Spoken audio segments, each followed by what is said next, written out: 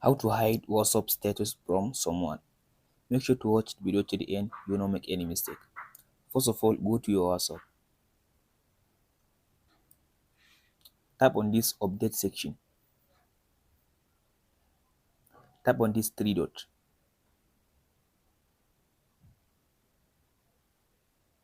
Tap on this privacy.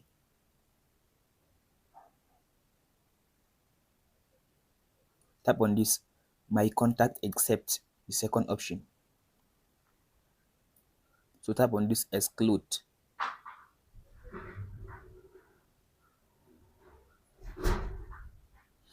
In this section, you will see all your contacts. All you have to do, go and select the person that you don't want him to see your WhatsApp status. So for me, let's say I'll go with this person.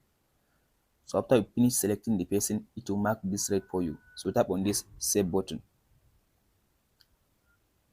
So now, as you can see, I selected two people. Now go back.